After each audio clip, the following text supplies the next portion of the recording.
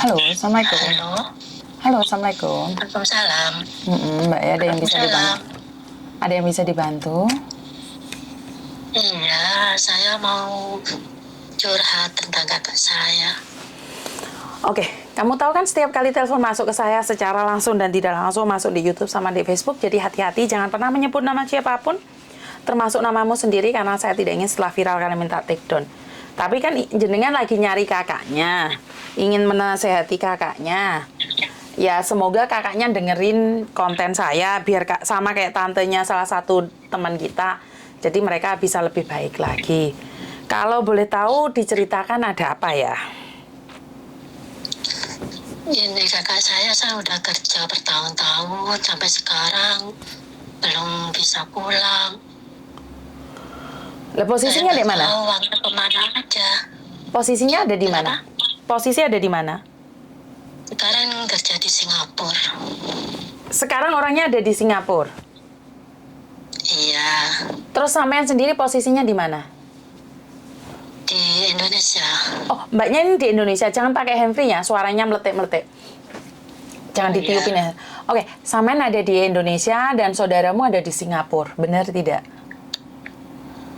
Iya, Di Singapura sudah berapa lama kalau boleh tahu?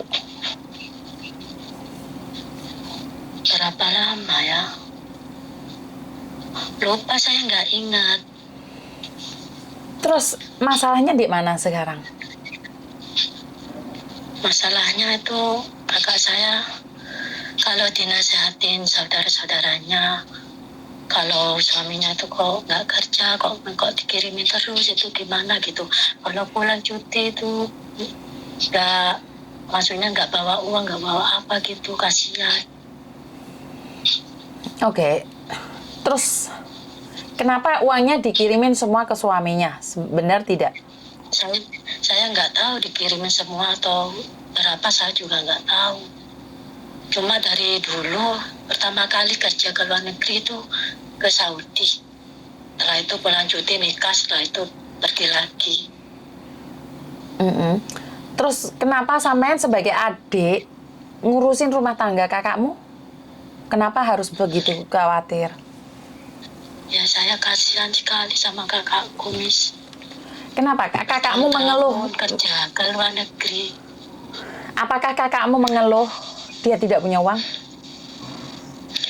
Iya, dulu nggak punya uang. Selalu kalau pulang setelah dari luar negeri itu kan pulang. Kalau nggak ada uang mesti bertengkar sama suaminya. Terus kakak saya bilang gini, daripada saya bertengkar, lebih baik saya kerja dan uangnya saya kirim, gitu katanya. Oke. Dan sampai sekarang apakah ada komunikasi dengan jenengan? Ada, cuma kalau saya nasihatin tuh gimana tuh, kayak nggak percaya gitu. Maksudnya tidak percaya tentang apa? Kalau nasihatin gimana ya, jangan kirim suaminya, kan kakak nggak punya anak gitu, uangnya disimpan, nanti pulang kan bisa bawa uang, nggak kayak dulu nggak ada uang pulang. Oke. Dia sudah punya anak? Belum, Miss. Suaminya orang mana? Orang Jawa Timur. Orang Jawa Timur. Dan sampean orang mana? Sama orang Jawa Timur. Oh, sama-sama orang Jawa Timur. Tetangga atau jauh? Tetangga. Berarti tetangga secara langsung dan tidak langsung kan sampean bisa tahu toh suaminya bangun rumah, beli mobil atau bagaimana? Ada nggak kira-kira? Itu ya katanya, nggak tahu itu uang kakak saya atau uang dia sendiri. Ngaku-ngaku ini uang apa, ini rumah saya, uang saya. Saya nggak tahu apa ini uang kakak saya yang dulu pernah kirim, bisa apa dibuat bangun rumah atau enggak. Yang ngaku-ngaku kalau rumah itu yang dibangun rumah saya, gitu katanya. Oke. Karena ini adalah masalah rumah tangga ya. Saya itu takut memberikan nasihat pada orang yang rumah tangga, karena dalam rumah tangga kan kita tidak tahu apa yang terjadi. Jadi memang saya sendiri tidak berani, Mbak. Kalau orang rumah tangga itu kan suami istri itu hubungannya kan kita tidak tahu seperti apa dan bagaimana. Iya. Suami istri bertengkar, itu wajar. Kita jangan sampai jadi kompor meleduk. Kenapa? Kita masih sakit hati dengan cerita mereka, mereka sudah kelon lagi. Benar nggak? Iya. Jadi kalau masalah rumah tangga itu saya jujur tidak berani menasehati, Mbak. Karena dalam rumah tangga itu kita tidak tahu apa yang terjadi. Kecuali mbakmu sendiri yang telepon terus curhat gitu, aku bisa bicara. Tapi kalau orang lain yang berbicara, takutnya jadi salah paham. Bener nggak? Karena dalam rumah tangga itu banyak sekali yang terjadi.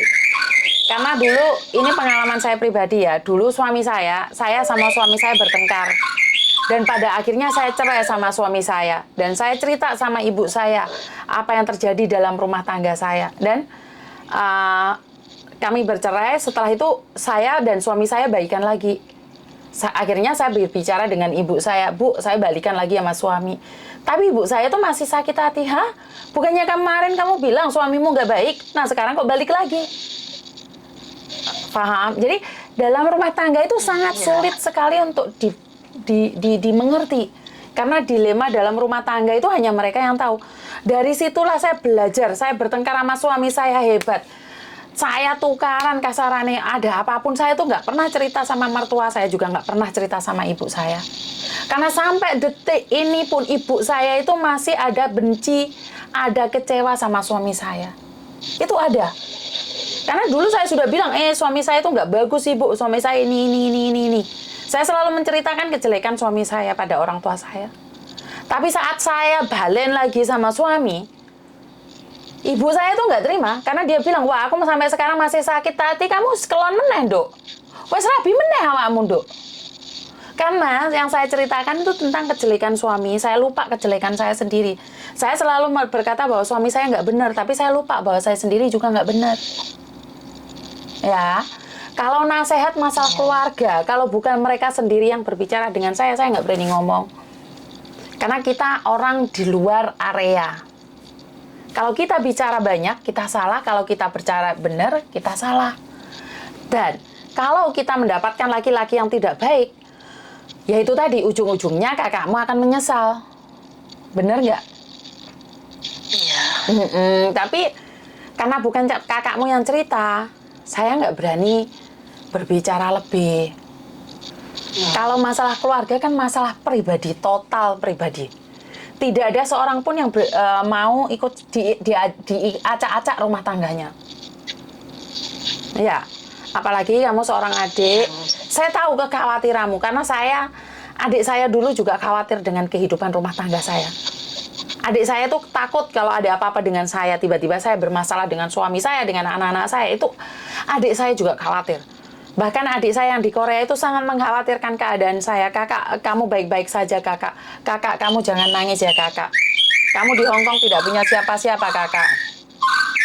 Ya, tapi kekhawatiranmu tuh jangan terlalu berlebihan.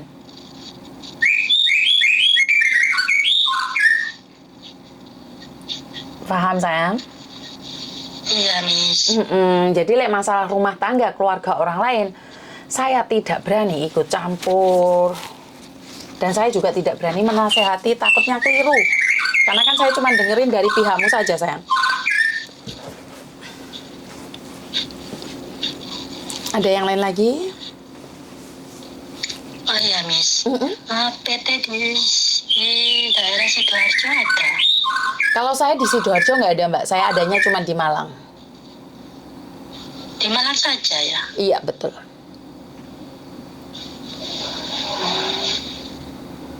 Saya akan kirimkan kalau mau nomornya yang di Malang. Iya, itu maksimal berapa tahun, Miss? Maksimal berapa tahun? Sama sudah ek atau belum? Sudah. Ek mana, sayang? Pertama Singapura, kedua ke Hong Kong. Oh, sudah pernah ke Hong Kong. Umurmu berapa sekarang? 38. 38 masih boleh ya? Maksimal 43 kalau udah ek. Betul. Oh, 43 ya terakhir. Itu harus ke Malang ya, Miss? Kamu kan sudah, kamu kan nggak perlu selalu ada di PT, Mas sayang. Kamu cuma nyerahin data aja, terus kamu bisa tunggu di rumah. Kan kamu nggak perlu ke PT. Iya. Oh iya. Ada yang lain lagi? Ya, Miss. Makasih, Miss. Oke, minta nomor itunya ya, Miss. Siap, PT-nya siap. Ya. Siap, sekarang tak kasihkan ya. Iya, makasih, Iya. Miss. Matur suwun. Matur Mbah Nun. Oke. Untuk pengetahuan kalian, saya tuh tidak ikut campur dalam rumah tangga karena bukan porsi saya ya. Sebentar ya. Halo. Halo, Assalamualaikum. Waalaikumsalam. Miss, maaf sebelumnya. Handphonemu jangan terlalu dekat.